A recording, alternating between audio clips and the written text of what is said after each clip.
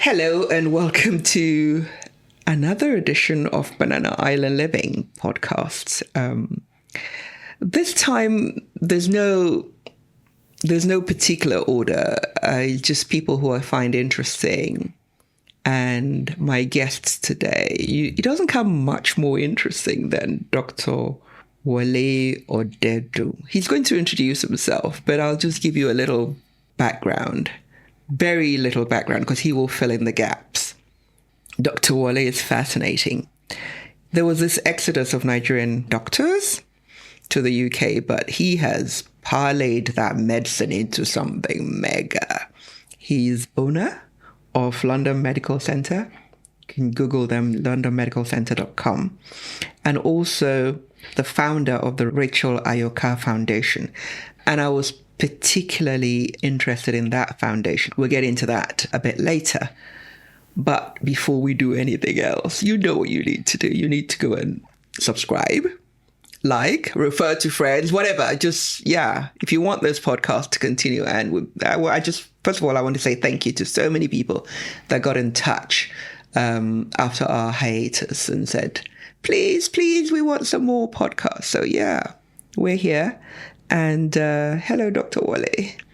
Thank you. Thank you very much for agreeing to do this. I didn't have to push too hard. He's such a generous person. I've been fascinated by your story. Just tell us a little bit about your backstory. Okay. Well, very unusual, as you said. I was born in a small place called Ode Omu, which is between Osogbo and Ife. Originally, we came from Modakeke in 1909. Near Ife? Near Ife, yeah. Right. From the intertribal wars. Yeah. And my grandparents settled in Ode Omu. So I was born there. But my education was in Ibadan, which is very common in those days. My parents wanted me to live with my half-brother, who's much older than me. Interesting. Yes. And where were your parents? In Ode Omu. They stayed there and they sent you to Ibadan? Yes. To go and stay with your half-brother? Half-brother, yes. I was much older. And it was with him. And I did very well in primary school, always top. And at the end of that, my half-brother decided that I should learn to become a motor mechanic, and handed me to his best friend, who was a mechanic. What was his education? He had no education. Maybe that's why I think he didn't see anything possibly better to do. Yes.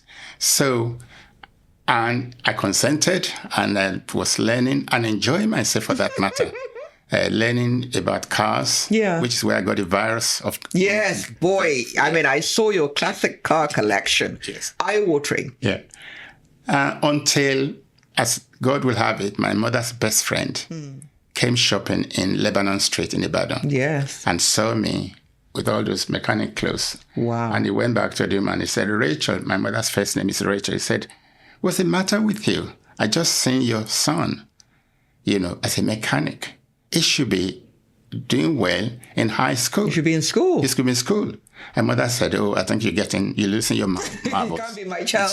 It's not my child. And in any case, so they both came to Ibadan. And when my mother saw me, she just burst into tears. Oh. And I was frog marched from there on to secondary school. And where was the secondary school? In Ikiri. Okay. Yeah. And as God will have it, I didn't lose any year, because at the end of the year I was top, and I was given a double promotion to the class above. Yeah. And I finished school and did very, very well. And my desire and dream have always been to study medicine. Oh, wow. Even from then, you knew? Even from the time I was very, very little. All I wanted was, because in those days, the University College Hospital in Ibadan was new. It was the best in Africa. Yes. And my big sister, Abigail, worked there. Oh, wow. Yeah. So that was my dream, to be like those students, to become a doctor. So I came to Europe, to Malta, which was a British colony. Right. The Royal University of Malta. How did you get to Malta? I mean, what was the connection? It was just, again, anybody who says there's no God doesn't know what they're talking about. I was not planning to go to Malta. Wow. I was planning to go to the US or come to Britain direct. And there was the issue of funding. Okay. I was given a place to study for a first degree at Harvard. And Wow. Yes. And here in the UK, but I have to find the funding. Yeah. And then one day I just went to the library and I opened the Commonwealth Universities book and I saw the Royal University of Malta. And the school fees was £4 a year. Ah. And I said, this will do. Yeah. So I applied, and because of my transcript was very good, and the Nigeria post office was good in those days. In those days. Yes. Within 6 weeks, I had an admission letter. Wow. And guess what? I was content with the £4, but the university made a mistake. Malta was preparing to be independent of Britain, and so they wanted all indigenous Maltese students to have a free, tuition-free education. So they wrote a letter to all Maltese that the university is now free of charge. And in error, they posted one of those letters to me. There's God, oh. Yes. There's God, oh. And so I was armed with that letter when I went to Malta. So I went Wow. there, and then they asked me for even this £4 school fees. And I said, no. Because the letter you sent me. You sent me a letter that the university is now free. It was a junior college, was free. And they said, no, you're not Maltese, you're a foreigner. I said, But the letter didn't say that. the letter. When they saw the letter, they couldn't believe it. So they had to agree that I have to study free. Lord. So I think there's a destiny. There is. There is a destiny. Yes. So you finished in Malta. Yes. I didn't finish in Malta. I then transferred to the UK because I was still part of the UK. Because the exams were UCAS exams. Okay. And I went to Churchill College to start with. And in Cambridge? Yes. Wow. And then St. Bartholomew's in London. St. Bart's, St. Bart's in London, where I finished. So it was after that, after I qualified, I did my year internship, 6 months in Wales, 6 months in Scotland. Wow. Yeah. And I decided that I was tired, I needed a break. So I got in my car and I decided to go around Europe in my car. Good Lord. And it was there in Budapest that I met a chap called Basi Ekefre. A Nigerian. In Nigeria, in Budapest. In Hungary. In Hungary. Nigerians. And he decided to hitchhike with me back to London. Unbelievable. To UCL. The Ekefres. I remember Ekefre. the family. Yes. Ekefres. Ekefre. And it was he who introduced me to Jaye Uduku, who is now a long-term friend. And it was subsequently after that, when I was doing my second job in Southend-on-Sea, that Bolaro Sanwo, who is an intimate friend of your brother, came. He was 2 years behind me in medical school. Oh, wow. And that's how I got into the circle of your brother. And the Nigerian medical group. Yes. So, and after that, I went to Yorkshire, as luck will have it, to do my surgical rotation. Okay, you chose surgery. Yes. I did my surgical rotation with a chap called Professor Smithy, who was an examiner in the Royal College. Wow. And through him, I got to do my fellowship even a year early. Because this man really put me through the pace. You could have been a mechanic. So it's really interesting. It's serendipity, isn't it? Yes, how it all happened. But how did you get into business? Well, because, I mean, how many medical students go into business in the UK? I had no interest in business to start with. But something happened. After my fellowship, the University of Calabar came to London to recruit me. Right. To teach at Calabar. So I was a lecturer in the University of Calabar. No. Yes. You left England behind. Yes. You Japada. Yeah. When I got to Nigeria, I found how difficult things were. From the time I was growing up and I left, things have become a lot more difficult. Changed. So I decided to come back to the UK and join the system because I was now British. Yes. And it was something interesting happened. I got married and bought a house, a 4-bedroom house in Romford. And in those days, it was... I was going to say, as a doctor, you just bought a house like that. Yes. Well, it was... I did not want to rent. And I had my son who was 3 or 4 months old. Wow. Yeah. So I decided to buy something. And in those days, it was... Romford was not exactly very expensive. No, it wasn't. I was money to buy a 4-bedroom house with a garden and a conservatory and a garage. Wow. And something interesting happened. We had that bad weather, which you probably will remember in 1987. There was a terrible storm, Yes. October? Yes, October. Yes. And I was actually working in Kent and I was driving back home. When I got home, my fences had been blown off. There was rain leaking in, and I got a builder to come and give me an estimate of how much this would cost to fix. So I was actually working on the day he came in Romford, and I came home during lunchtime to be with the builder. What happened was he wanted to give me an estimate in writing, and he asked me to drive behind him to his house to get something. When I saw where this builder lived, his house was bigger and better than my property. I'm in the wrong business. It opened my eyes. Guys, to what could be, the possibilities. So I decided I must start buying real estate. Wow. So, and also God gave me the wisdom that I could buy property and take a mortgage over 10 years rather than 25 years. Because all my classmates who bothered to buy houses were doing took 25-year mortgages. And then within 2 years, I saw another opportunity and bought a second property rented to nurses. Wow. And then it mushroomed from there. And I started seeing my net worth growing. Not from medicine, but Not from properties. Because inflation at that time was 18%. I remember. That was Thatcher. Era. Then the Big Bang. A lot of people got in and they got burnt. Yes. When the interest rates changed. The interest rate went to 18%. I remember. So I had to do extra work to be able to pay my mortgage because the mortgage rate was so high. But you had income. Every 4 years, the capital assets. The price of the property doubled every 4 years. Yeah. So I found that by the time I finished paying my mortgage, a house I bought for, say, 60,000 was now worth 450,000. Wow. And I'd finished paying for it. Gosh. So that really taught me a lesson. All my friends just thought I was a nutcase, because at the end of the day, they just think, buy one property. If you have any spare time, play golf on Saturday. While I was busy doing local in various places just to make ends meet.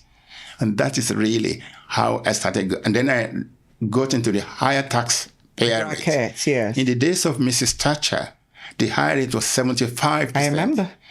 And one day, the pay section sent me my pay, and it was much lower than I was expecting. And I called them in anger. Have you forgotten how to do your maths? I said, this money you send me, you wrong. They told me, they said, calm down, doctor, calm down. You are now in the higher tax range of 75%. Okay. So that made me to register myself as a limited company. Liability company. Then I could pay corporation tax. Yeah. Then I started reading about business. I started getting the Sunday Times and the FT and reading about business, etc., etc., etc. Gosh. And then I registered a local agency at home for my wife to run on the side. You were one-man business conglomerate right there. Then a second local agency was registered at home. So you had 2 local agencies? Yes. And doing the business? Yes, and working as a doctor? Yes. So hard work pays. Yeah, it does pay. But at that time, it was difficult. It was very difficult. And having two children as well. Yes. And your wife was having to look after them. Luckily, my wife was on the same page with me. God rest her soul. She was, God bless her. She was on the same page with me. And she saw your vision. She saw my vision. And she bought into it. Yes. That is really, really the crux. Alignment of values, like you were saying. So that is how I managed to get into business. Yeah. And the more you get into, the deeper you get into it, the more you realize there is in it, and before you know it, we're talking in terms of millions, So that. And you could have been a mechanic at Lebanon Street with your own garage and apprentices. So that is. Then, of course, In the same time, I was trying to get from middle grade doctor to become a consultant. Because you were ambitious not just in business, but also professionally. Yes. And that was important for me psychologically, that I should also get to the top in my chosen field. Yeah. And eventually God opened the road, and I was appointed NHS consultant, and then started to rent rooms in Harley Street for private work. Yeah. Renting rooms. But then you own your own eventually. Well, I had a vision that I wanted to own my own place in Harley Street.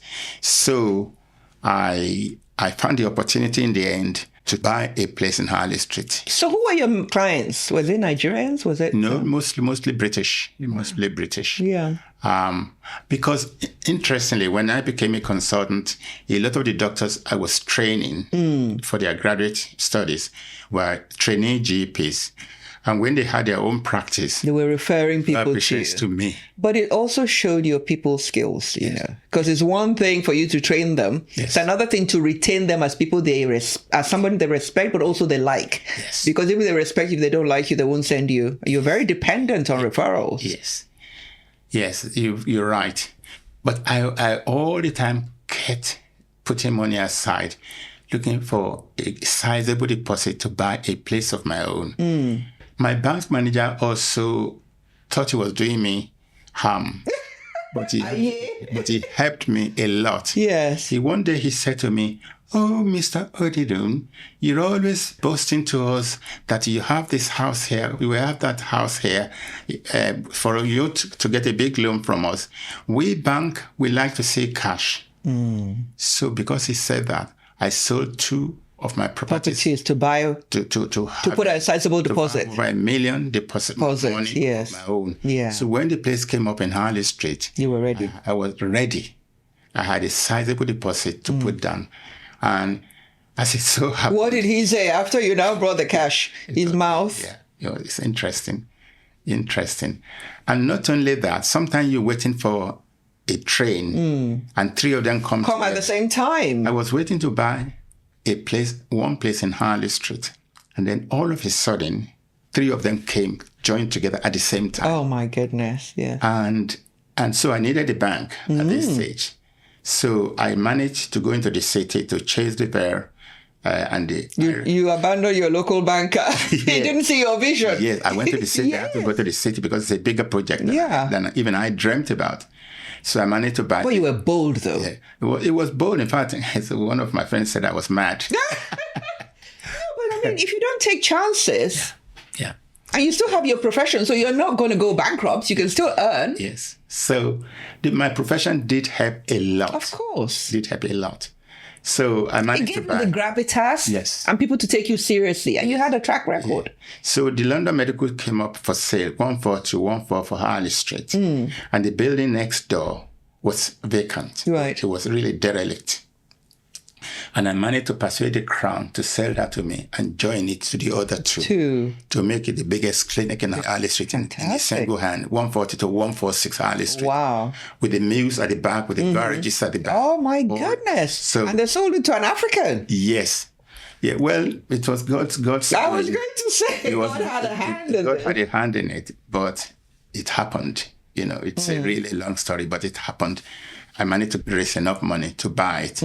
And it took me 2 years to develop the 3rd building, which was derelict. Yeah. And join it to the main clinic itself and so on and so forth. I couldn't take any drawings from it for 4 years because I was putting all my earnings into it. You can't let the lenders down. To make ends meet. Yeah. Yes. In the end, it worked out. And also, not only I had my own patients, I also have over 195 consultants using the facilities there. So they cover all your overheads, yes, and the financing and stuff. Yes, fantastic. So it turned out very well. Brilliant. Yes. So, what would you advise? You know, we have this every 10 years, like we have a wave of Nigerians exiting the country. A lot of medical staff have gone and are going. What would you advise those coming now? Because what I've noticed is that some of them come here and then they immediately leave after 4 years to go to Canada. Yes, a lot go to Canada. What is going on and what would you advise them to do? Well, you see, uneasy lies the head that wears a crown. If you come to the UK is still the fifth or the sixth largest economy in the world. Right. There is no need to go to Canada or US. I had the opportunity of going to the US myself. But the times have changed, though. Yes. Yeah. But wherever you are, if you persevere, you can make it. Apart from Nigeria, unfortunately, yes, you are so right. It's so sad. It's sad. When you start in a place, you start small. Right. If you're lucky that you have a wife on the same page with you, you have a vision. You set, say, a 10-year period. Master plan. Yeah, during that 10 years, you don't use your money to buy Nike shoes or Louis Vuitton bags and things. You put it all together.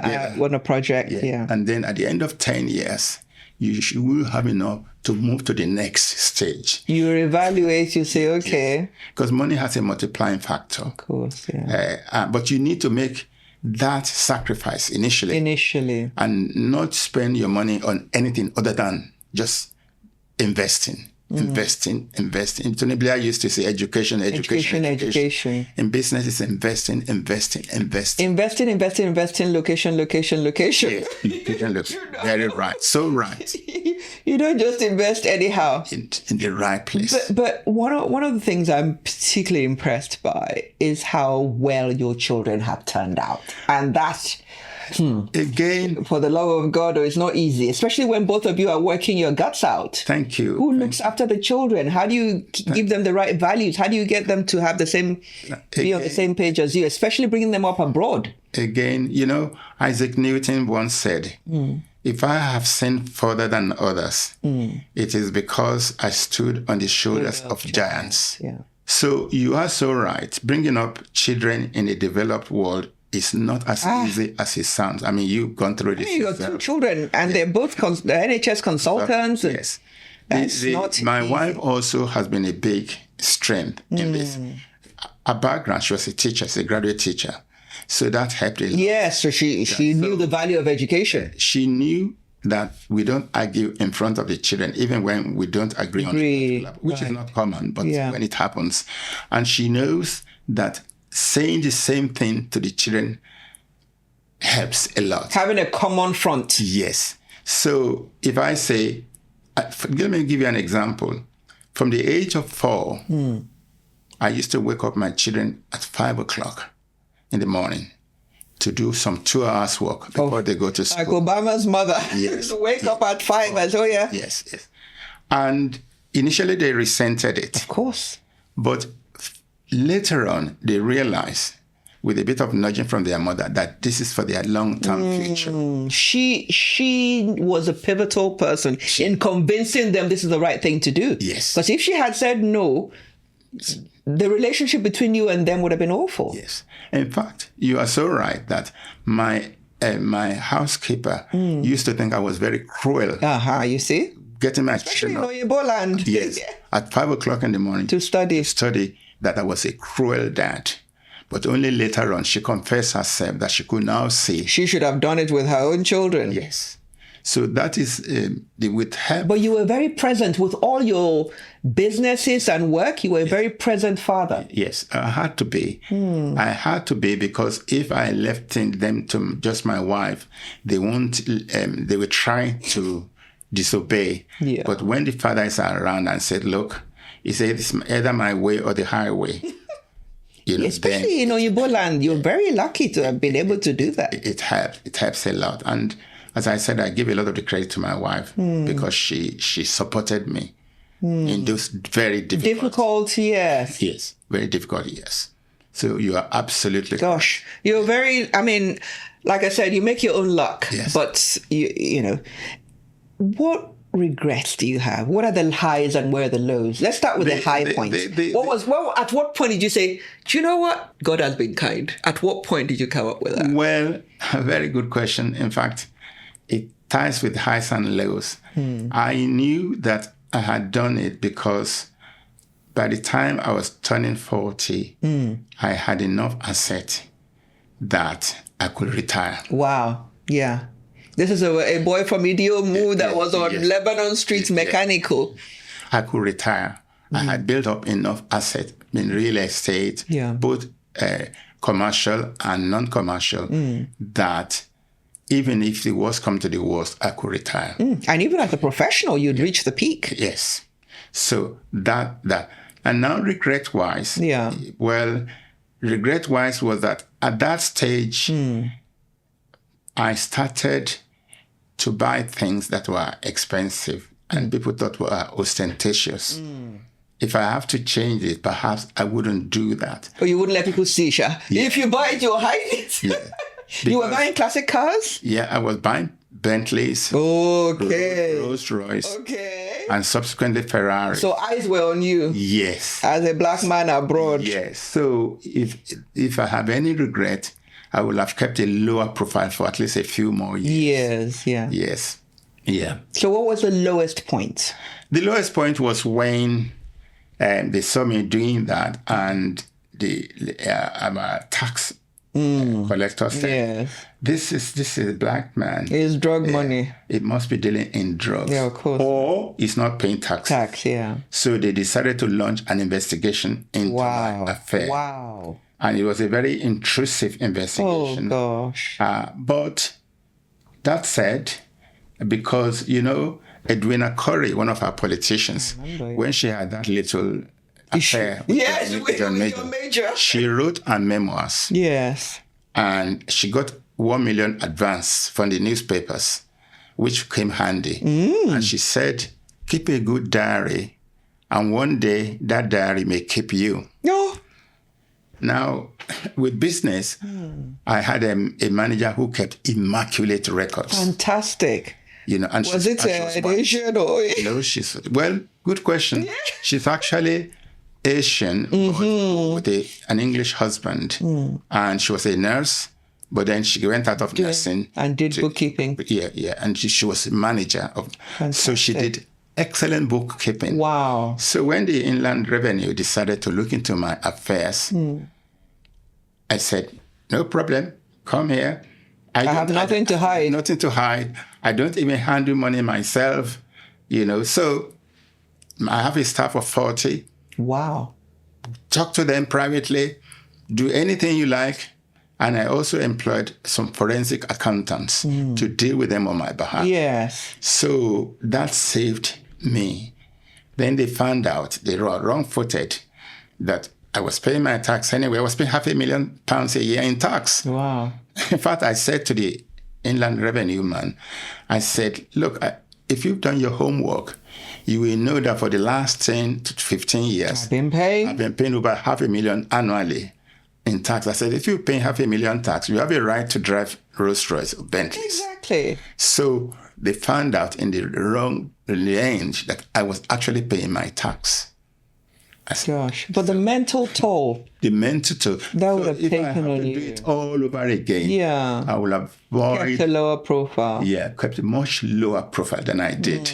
Gosh, but you came through it. Yeah, I came through it, yes. With a supportive partner. Yes, but it took toll because then they published a lot of rubbish about me. Daily Mail, I'm sure, will be there. Yes. I hate that paper with a passion. Largely onto, but so if that's the only thing I would have done, frankly. Yeah, but what doesn't kill you makes you stronger. So absolutely. One of the things I've taken away from this, keep immaculate record. Yes. Let your hands be open and clear. That saved me. The records saved me. Yeah. But, the other thing I say, two things I totally admire about you. One was how you managed to do business and so on, and your children. The other thing is the foundation, the giving back to Nigeria. Yes. Because it's so easy to say, that place that I suffered. Well, you are right, Shade. That I really admire that. Well, please tell me about it. The way I look at it was this, that where I am today, it is the power of the living God. And it's because I was born in that same place called Ode Omu. And if I wasn't born in Ode Omu, I wouldn't be here. So I owe it even to God to give something back to people in Ode Omu. And so I decided that I will start this foundation in the name of my mother. That's why I call it Rachel Ayoka. That's my mother's foundation. London Medical Center, because most of the money came from my practice that I used to staff the foundation. So the London Medical Center, Rachel Ayoka Foundation, I decided to honor the Ode Omu area where I was born, and my mother, who had a vision to come and take me away from being a mechanic.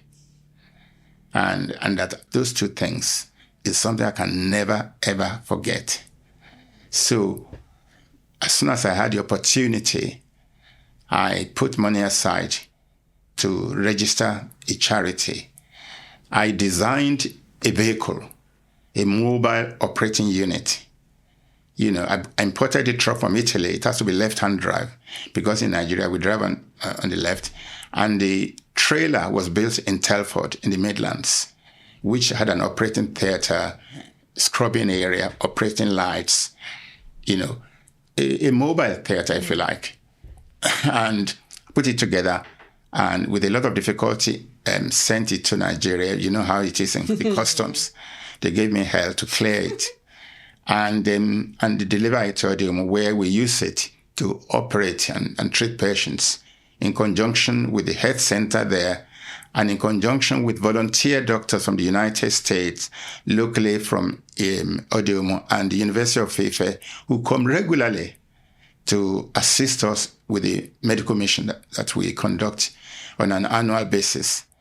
But financially, I decided that that's what I want to do with the bulk of my money to benefit people where I hail from.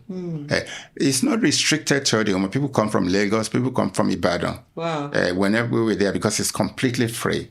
Anybody can come in. We don't care whether you are Hausa, Igbo, Muslim, Christian, but the base is in Ode Omu. But people can come from anywhere when we're there, and we treat them as a team, completely free.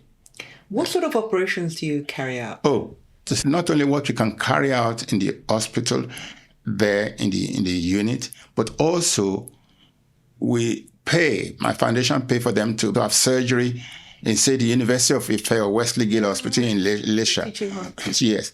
So while we do things like hernias, you know, lumps and bumps, or breast operations, things that we don't have the big facilities to do, then the foundation pays for them to have it done in major centers, hospitals.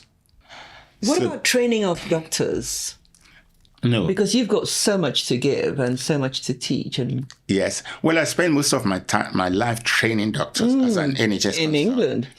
Now, in Nigeria, all the people who do the foundation with me are doctors in the US. And we also have the medical school in University of Ife coming. Oh, brilliant. With nurses, both qualified and trainee ones to benefit from what they can see. So we transfer of knowledge and fantastic. Some come from Oshogbo. Some of them are trainees. Some of them are already qualified. And we involve training as well. Gosh. Yes. So it's a very interesting project, which, thank God, is going very well. And we're expanding all the time. Brilliant. How do you get those doctors to sign up? And the logistics must be phenomenal. One of the things is Ode Omu has a lot of highly educated people and doctors indigenes all over the world. So I have a team of younger doctors in the United States who qualify from the University of Ife and who have contacts not only in Ode Omu but in Ife. Abroad and so they coordinate their old classmates or seniors who are professors in the University of Ife. So every time we have a medical mission, yes, the funding, I am responsible for the funding. But the logistics. Oh, wow. The logistics. We have Zoom meetings, thanks to technology. We have Zoom meetings on a weekly basis. Fantastic. And we decide what is going to happen. Lovely. And they contact their colleagues in the University of Ife. Some of them are in Oshogbo. Some of them are even in other places. And they all come during the mission. Oh. Yeah. We pay. There's so much Nigeria could do. Yeah. There's so much that can be done. And there's so many people with goodwill Yes. that are not being tapped or not being maximized or who are frustrated. Yes. Oh. Yes. Okay, what next for you? Well, now... This is your bucket list. This is the part I really enjoy. Well... You've done everything. You've got everything you want. What is we thank God. For me now, being retired, what I didn't have time to do is to travel. Right. Because for periods, for 10 to 15 years, I did not even have one holiday. Flat out work. Flat out. I sent my wife and children on holiday. But you didn't go? No. So this now, my desire is to travel and travel and travel. So for the last 3 years, I've been on the road? Yeah, I've been on the road almost. Are you cruising? Because apparently that's what people do. I have cruised. Okay, which is your favorite cruise? As somebody who is not doing cruising at all, I want to know which was the favorite one. My favorite one was the Arabian Sea. Okay. You fly from here to Dubai. Okay. And then in Dubai, you have a cruise to collect you, and it takes you to Oman or this Abu Dhabi, all these places. How long was that?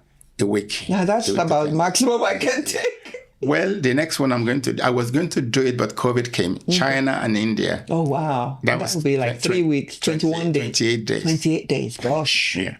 Okay, you're on your own. Yes. Yeah, but okay, I would recommend it because it's very relaxing in the cruise. Very, very relaxing. You don't have to be doing the airports upon airports. Yes. And you get to land and they organize tours for you. Everything is organized for you. Okay. So maybe I'll look at that. So that's the next thing for you now. Yes. Travel. Yes, travel. Okay. Now this is where it's not rapid fire, but I did just get to know the person. Sunday morning church or chill? Good question. Because I've heard you refer to God a few times. For me, it's church. Right. Which church you go? Catholic church. Okay. I was actually born Baptist. Okay. Because I know around that area is a lot of Baptist. Yeah, I was born missions, Baptist. Yeah. But when I married somebody who was Catholic. Right. Was she Irish? No, she was Maltese. Oh, wow. No, hence Malta. Hence Malta. That's why I said there's God has a plan. So I married in the Catholic church. And I could have brought her into the Baptist church, but I volunteered. She was, So do you go to church? Yes. But not recently. No, I do recently, but not every Sunday. Okay. I pray at home as well. There's God everywhere. Yes, absolutely. I'm a very strong believer. Okay. So who do you admire most? Very, very, very tough question to answer in the sense that I may sound controversial.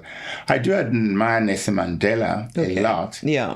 But recently, who do I admire most is Putin. I was good. Do you know, I nearly said that. Putin. Because I totally feel you. Why do you admire him? Exactly.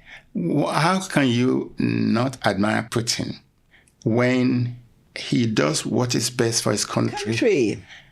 Not what is best for United States or for Great Britain. Or for the world. Just what he thinks is, his country was being surrounded by NATO. Sharks. NATO. Expanding, taking all these European countries. The economy. Surrounding, and he said, enough is enough. Ukraine is not allowed to join NATO or else. And he invaded Ukraine to prevent them from being joined by NATO. Have you seen the latest boss moves he's made? I'm coming. and not only did he do it, the United States, the most powerful country on earth, with NATO and all the European countries, started giving aids to Ukraine. Brought military sanctions, aid, military, and brought sanctions against Russia. Wanted to cripple them, but economically. Do you know that the economy of Russia grew more than the GDP, more than Europe, more than any other country? In spite of all that, you have to admire the man. And he's now moved his navy to Cuba. Yes. As of 2 days ago. Yes. And now the BRICS are on one side, which include Russia, India, Brazil, and Nigeria wants to join. Now the Arab countries are joining BRICS. So they're also de-dollarizing. Yes, trade. They confiscated all the money that Russia had. They want to give it to Ukraine now. Yeah, they already given it to Ukraine, and still he couldn't care less. And the Nord Stream 2 was bombed. Yes. So you can see why, if we had somebody like that in Nigeria, give us 10 years, who says, let us do what is best for Nigeria, not that we have to continue to be subservient forever to the Western economy. It's heartbreaking. It is heartbreaking. That's why. Yeah. No, I totally feel you. Forget the politics of it. Yes. But whatever it is, he's looking at his country and he's saying, that's it. Yes. No, I get it. If you weren't a doctor and a property developer, what would you have liked to do? Motor mechanic? Almost certainly motor mechanic. I mean, how many classic cars do you have? About 30. Oh my goodness. No, just tell me the types. It's crazy. Tell me the ones you have. Oh, the ones I have different type. I have 4 Rolls Royces. Oh, wow. Of different. The vintage. Vintage, going back to 1926. Oh my goodness. Yes. Do you go on those rallies? Yes, I do. Oh, wow. I enjoy those rallies. Then I have Aston Martin going to 1954. You and Prince Charles you have a lot in common because he collects Aston Martin. Yeah, yes. I'm a friend of one of his Prince Michael. The DB7? DB7. Oh, wow. Okay. I have 3 DB7. 3 DB7s. One I actually bought for my granddaughter, who is only 3. A DB7 Volante. Oh my goodness, Yes. That is a classic. Yes. So I like as much. I have 2 Jaguars in 1958. Jaguar XK150. So where do you store them? I have garages everywhere. Behind me here. Yeah. If you want to see, I have garages here, and I have In Cumberland Terrace. I have garage in Harley Street, underground garage in Harley Street. So I'm going to take a picture of some of them. Okay. Before we go. Yeah. Yes. I have garage in Harley Street, and I have garage in my country house in Broomfield. Okay. Yes. Now, if you no longer lived in England, where would you live? Where will I live? I like the sunshine. Yeah, don't we all? So for somebody who lived in England all the time, I mean, I'm surprised you like sunshine. I do like the sunshine. So Canada is not for you at all. No. Where would you live? I probably want to live in Southern California. Oh, okay. Because you get the best of Orange County. Orange County, for sure. Yes. Because it's warm all the year round. Yes. Yeah. Warm all the year round. It is. And yet you have all the civilization you can have. All the civilization, the coasts. And the safety. The safety, and I don't know, I find it a bit artificial though. I like it, but I think even the culture seems contrived. Yeah. Which I think in England you sort of think it's organic. Yeah. So that is probably your my number. plan B in case England becomes if not Mediterranean. Okay. I would have said Malta, but Malta is still cold in winter, not as cold as here. Yeah. That's why I chose Orange County. Okay, I get you. Now, what are you reading at the moment? There is a book that came out 2024. In fact, it's in my library here called The Road to Freedom. Okay. And it's written by an economist called Joseph Stiglitz. Okay. He's a professor in Columbia. Right. He won the Nobel Prize in 2001. Right. And he said The Road to Freedom is the title of the book. But that is misleading because he is a world-class economist. And the normal economic theory that we're fed with is that the capitalist system is by far the best system because it gives you freedom. Freedom, yeah. It allows you enterprise to grow, and therefore you can develop to your maximum capacity. Potential, yeah. That is the school. That's the wisdom, repeated wisdom. However, this is the neoliberal school. Yeah. Of the Chicago school. Yeah. Milton Friedman and the Austrian school. That's what we've been fed all these years. Austrian school of Hayek. Yeah. And that is what Mrs. Thatcher and Ronald Reagan advocated. Reaganomics. Yeah, Reaganomics. And is that trickle-down economy? Yes. However, when you look at this closely, this freedom that capitalism gives you, who does it give the freedom? Yeah. Who benefit? It's the 1% at the top. Yeah. The City of London, Wall Street, These are the people who pay themselves 2 million bonuses at Christmas. 40 million. The poor people get poorer. They have and no freedom. Poorer and poorer. They've got no freedom. And the rich get richer and richer. And people said, so why not? The money will trickle down economics. Yeah. The rich can have money, but if you trickle down, it doesn't really work. So Stiglitz Joseph argues that really this neoliberal economics is only good for the rich. The freedom is for the rich. What freedom do you have if you are poor? You don't really have any freedom. The game is rigged. Of course it In is. favor of the people, of the 1%. That is this argument. It's 2024 book. It's on my table here. But, I mean, it's fascinating, and I totally buy into it. But I'm surprised that you are capitalist. Yes. So a part of you is a socialist. Yeah, part of me wants to. That's why I do this foundation. Yes. Do you feel guilty a bit? No, I don't. Because you worked hard for your money. I work hard for my money. Yeah. But I also realize that there are people who are brilliant. There, but for the love of God, go I. And work hard, and they still don't get anywhere because they are trapped in that capitalist system. It's a treadmill. Yes, that you all the time. Is that the rabbit wheel, or what do they call it? You all the time running. Very interesting. You call the rabbit wheel. You can work hard and still be on the same spot and not get anywhere. So I realized that possibility that me who benefited from the capitalist system can think like that.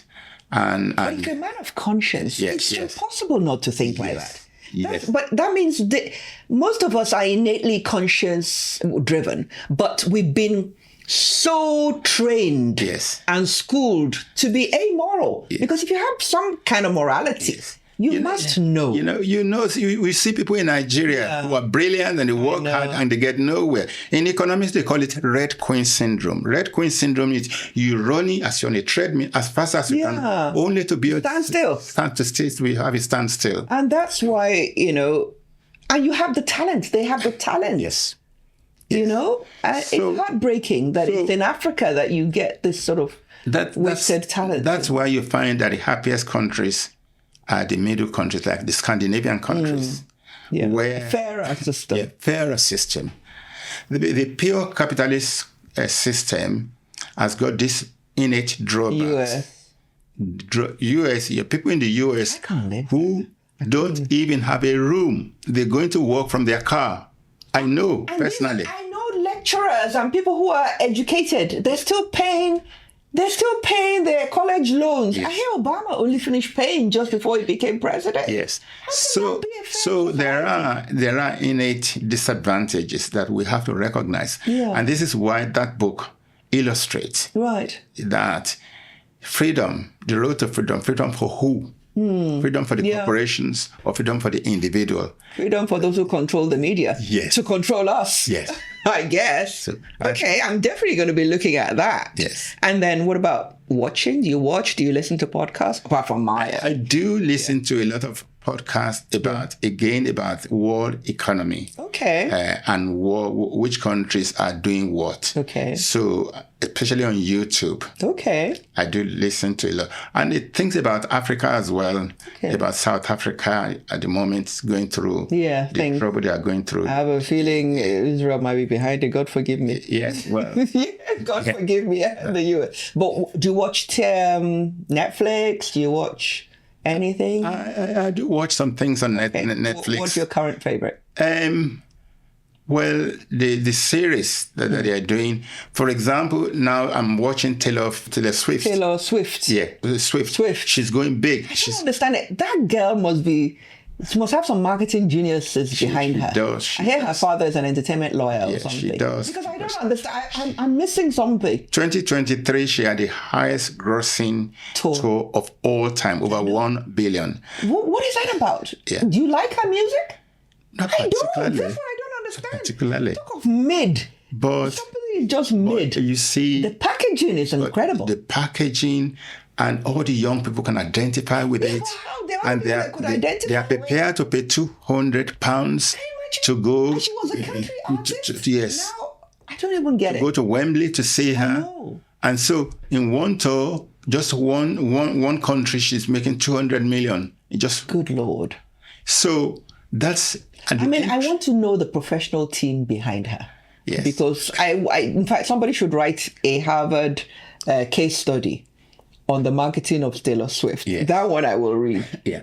I have a friend who came here from Orange County, and he went to Harvard Business School, and we're talking about this, that Harvard could do something, an experiment like that. I think that will be well worth, and they'll make money from it as well. Yeah. So you're watching that? Yeah, I've been watching that on Netflix. Okay. Yeah. What about music? Because I know you like classical music. I do like classical music a lot. But particularly contemporary classical music like Bob James, Grover Washington Jr., Chloe, Jeff Goldblum. Oh yes. I do like. I listen to music from AC/DC to Good Lord, to classical music. What about Spyro Gyra? You have Spyro Gyra. In fact, talking about Spyro Gyra, one of the favorites I like is Morning Dance. You remember Morning Dance? Yes. Good Lord. I was a child when that came out. Yes, I know. I remember that Morning Dance by Spyro Gyra. I do like Spyro Gyra. Okay. So what about Nigerian contemporary music? Oh, yes, I do. In fact, I was listening on Spotify because you mentioned Spotify. Yeah. To Nigerian music, but it is not just the young ones like Dibanji and Ashake, but I do like the old ones like Fela. When it was Kula Lubitos. Oh yes, Jam Koko. What was the other one? Chop and Quench and Black Man's Cry. Yes. Oh, those were classic. Yes, I do collect all those. There's one Nigerian musician that I've just, in the last month, when Megan went to Nigeria, they said she was dancing to something. Yes. Is it something Ayuba? Oh, yes. Yeah. That's very popular. I didn't know the song, but I've suddenly tuned into it. What do they call it? I can't even remember the name now. But it was really catchy. Is that Fuji? Yeah. Fuji? Yes. I was dead impressed. Yeah. Oh, well, thank you. Now, this is second to the last part. Describe yourself in 3 words. I'm a bit controversial. Controversial, okay. Hence Putin. Yes. So, in a few words. So, because I don't do something because it's popular. Okay. God gave me the ability to think in 3 dimensions and try and see the other side. So you have the courage of your conviction. Yeah. So you won't speak with a forked tongue, no, even if it's the right thing to do, or it's the political thing to do. No, I'm not a politically correct person. No. Okay, so you're controversial. What's the second word? Controversial, and also kind. Kind, yes. Yeah. I mean, you give a lot back. Yeah. So controversial, kind, and perhaps God also gave me foresight that I can see what is likely to happen. So you're a visionary. Yes. So controversial, kind, and visionary. Those are the 3 words. Yes. I think that's very apt. You can see yourself clearly in 3D. You can see yourself in 3D. Thank you. Fantastic. Okay, now this is the last part. I hope you're ready. Yeah. You're going to have to tell me a joke. A joke. A joke. A joke. I've been waiting for this because you read so much and a lot of them are serious stuff. What joke are you going to come up with? Well, there's been so much turmoil in the world. I know.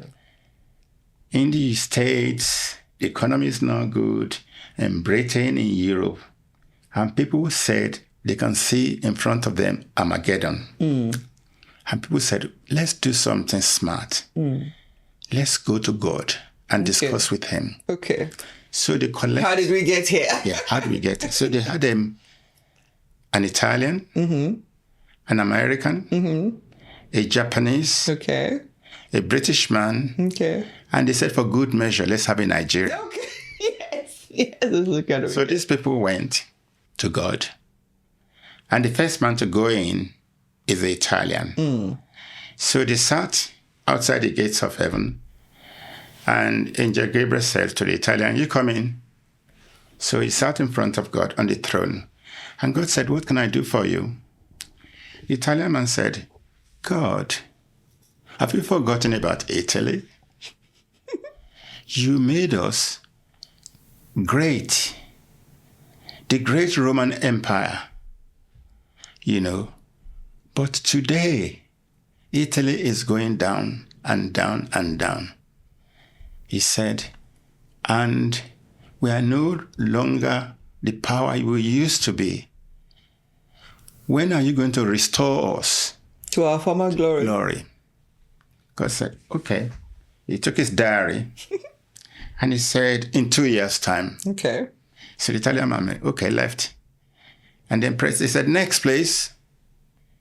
Then they called the Japanese man. And the Japanese man said, God, you made us really powerful. We made cars, Mitsubishi, all these powerful televisions we made. He said, but for the last 30 years, we've had deflation. Our economy is in trouble. Please, can you help us? God took his diary and he said, okay, I tried 18 months. All right. Then they called the next man in, was an Englishman. The Englishman come in. They said, Jack, what's up? What can we do for you? And Jack said, well, you gave us the whole world. The British Empire, the great British Empire. But, now, the Americans have pushed us out. The Chinese have pushed us out. Even our colonies, one by one, are going against us. When are you going to restore us back to greatness? And God said in his diary, okay, 6 months. Okay, 2 years, 18 months, 6 months. Yeah. Finally, they called the Nigerian to come in. The Nigerian with his big agbada, yes. Went in, assisted by 2 servants and a chauffeur. So God said, what can I do for you? The Nigerian said, God, what have we done wrong? We've always been backwards. It's not that we didn't have materials. We have cocoa. It came to nothing. We have tin in jars. It came to nothing. You even gave us this thing called oil. And although we made monies from it, our politicians just kept all the money abroad. And Nigeria is just a laughingstock. It's one of the poorest countries in the world. When are you going to make us the envy of the world? At this grace, God started crying. They said, God, crying? Why? This is serious. They said, why? God said, not in my lifetime. How can you do this to us? We shall prove you wrong. We shall prove you wrong. It will get better. From my mouth to the ears of God. Thank you so much. I've thoroughly enjoyed our conversation. I've learned so much. There's some takeaways. I'm going to have to make sure that I keep immaculate records. It might be a bit too late for me, but I'm going to start doing that properly now. You have done well in your own right. I don't know. In your own right, Shade. I'm suffering, In your own right. It's a credit. You're a credit. Well, thank you. You're a credit. Thank you. And we're very proud of you. Oh, thank you. Thank you. No, yeah, thank you. It is not easy. In Latin we say, ad astra per aspera. Okay. To the stars through bolts and bars. Oh, I must use that. Yeah. So it's not easy, but no. to do what you've done. I learned from my mother, hard work pays, and not to give up. Yeah, and not to be wasteful. Not to be wasteful. I think that's one thing that I'm glad she taught us. Yeah. Every Saturday we will clean the house from top to... We had servants, we had cooks, we had everything. Yes. But you can't just sit down. Who are you? And you have to read your book. You have to read the book. Yes. There's no two ways about it. Well, I think children of teachers, they tend to do well. they tend to see the value of education. Yes. Everybody that had a teacher for a parent, Yes. it's impossible for you not to Yes. to know the value of education. Yes. So if people want to get hold of you, how do they do that? Oh, I'm very easy to get because I've never changed my number since telephone came. I've had one number, which you have. Online? Online, you can get me. I'm not big on social media, but I'm No, I on don't WhatsApp. blame you. Okay. What about your foundation? Yes, How do people get hold of you? Yeah, my foundation, I've got a landline, and So do they have like a website that people can get? There is a website. Okay, what's the website called? The Rachel Ayoka Foundation. Rachel Ayoka Foundation. Yes. So if they Google it, they'll find it. Yes. Okay, Yes. Brilliant. You're not on LinkedIn? On LinkedIn. LinkedIn, I think I am on LinkedIn, but you never I'm check it. I'm never check. So the best way is for them to go through the Rachel Ayoka Foundation. Yes. Yeah. Well, thank you so much. I'm so grateful. Yeah.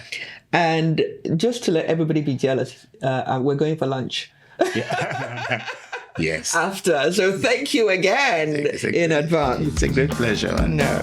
we really thank God.